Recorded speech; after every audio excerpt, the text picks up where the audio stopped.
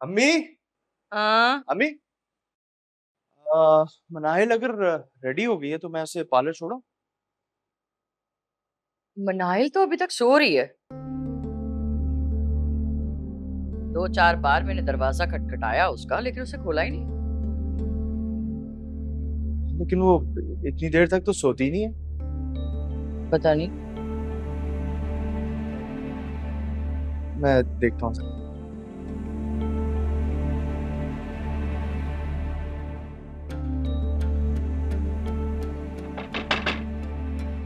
मनाहिल। मनाहिल।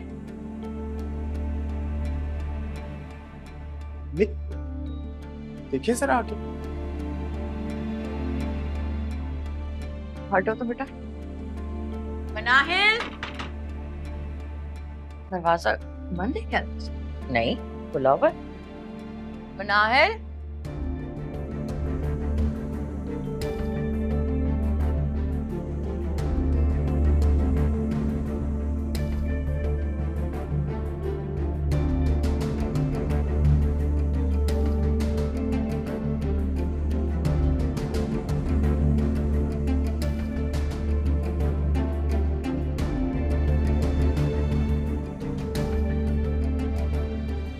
कहाँ है अम्मी?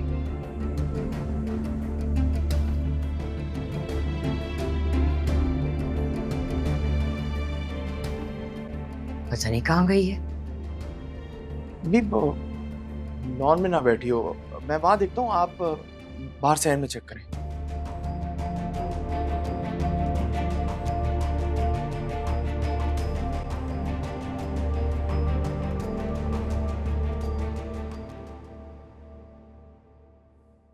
बेटा, अल्लाह पर तवक्कल रखो।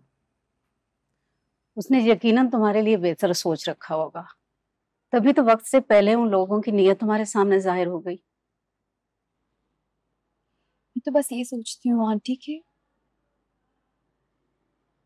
पप्पू ने मेरे साथ ऐसा किया क्यों।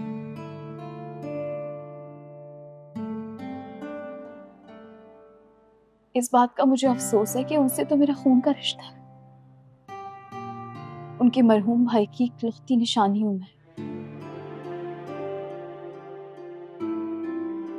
फिर भी आज तक उन्होंने मेरे साथ कभी कुछ अच्छा नहीं किया। बस बेटा, कुछ लोग फितरतन खुद गर्ज होते हैं। वो हर रिश्ता अपनी गर्ज के लिए निभाते हैं।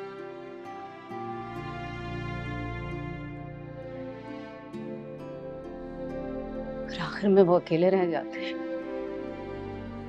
तुम बिल्कुल परेशान ना हो, अल्लाह पाक तुम्हें तुम्हारी नेकियों का सिला जरूर देंगे। अस्सलाम वालेकुम माँ।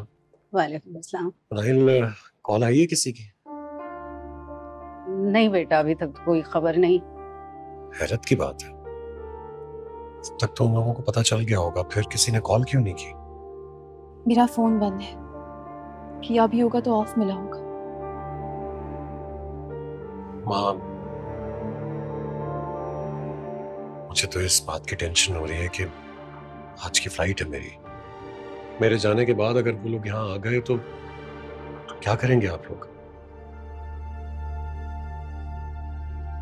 नहीं बेटा, तुम हमारी फिक्र बिल्कुल ना करो, मैं यहाँ हूं ना, मैं संभाल लूंगी। और आप मेरी तरफ से भी मुतमईन हो जाए। अब मैं उनका सामना कर सकती हूँ। मगर चाहती हूँ कुछ टाइम उनसे दूर रहूं, ताकि खुद को संभाल सकूं। क्योंकि मेरे साथ जो हुआ है ना आंटी, वो बहुत शॉकिंग था।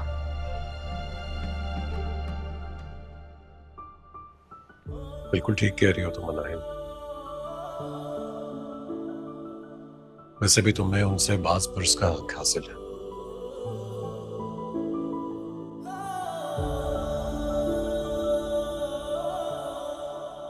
मैं सोच रही हूँ माजिदा को फोन करूं, फिर खुद वहां चले जाऊं। जी।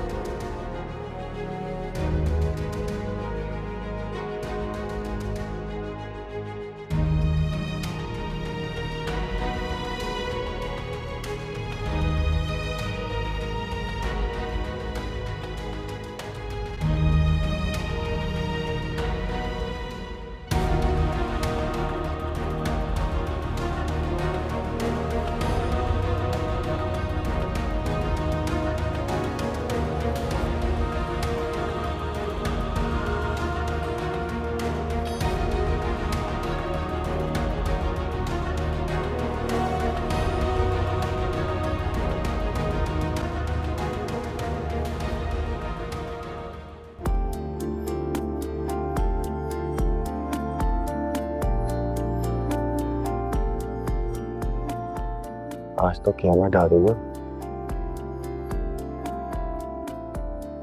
रोज नहीं ढाते? वो तो रोज ही ढाते, और आज तो क़यामत से बढ़कर क़यामत लग रही है। पागल।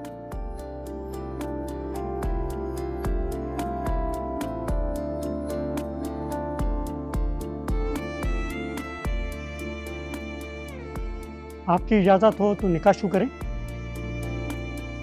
जी काजी साहब।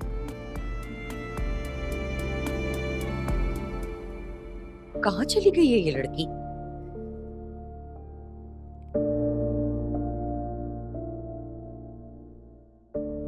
अम्मी, अम्मी बाहर नहीं है वो। हाँ मैंने भी देखा है। उसे कॉल तो करें। किया है मैंने फोन उसको, फोन तो बंद आ रहा है उसका। ऐसे कहाँ जा सकती है और कब गई होगी?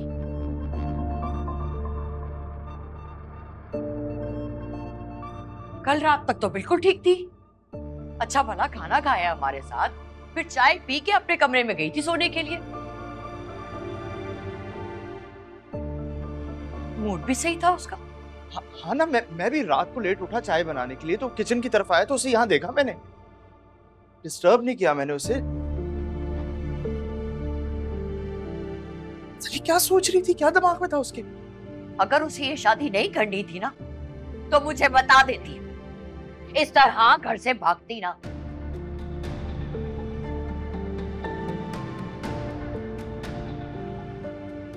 अब मैं लड़के वालों को क्या जवाब दूंगी बेटा? मेरी तो इज्जत खाक में मिला दी इस लड़की ने।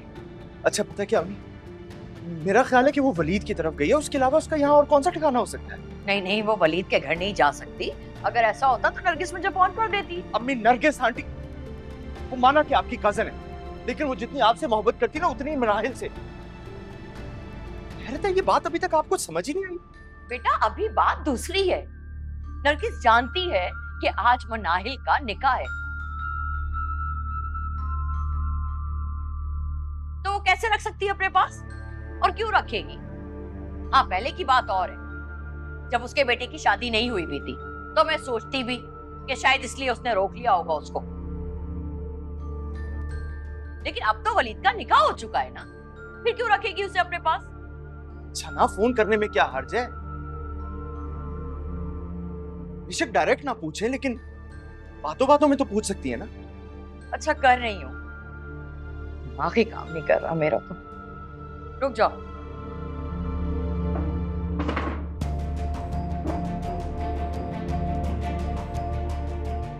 बेल जा रही है।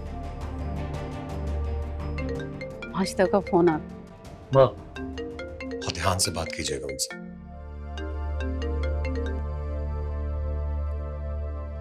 हेलो माजिदा, बस मैं आ रही हूँ थोड़ी देर में।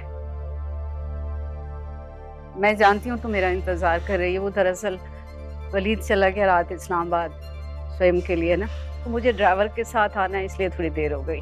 नरगिस वो हाँ माजिदा बोलो, क्या हुआ? कुछ परेशान लग रही हो? वो मनाहिल ना बगैर बताए कहीं चली गई है। फोन कर रही हूँ तो फोन भी बंद आ रहा है उसका। तुम्हारी तरफ तो नहीं है वो? तुम क्या कह रही हो?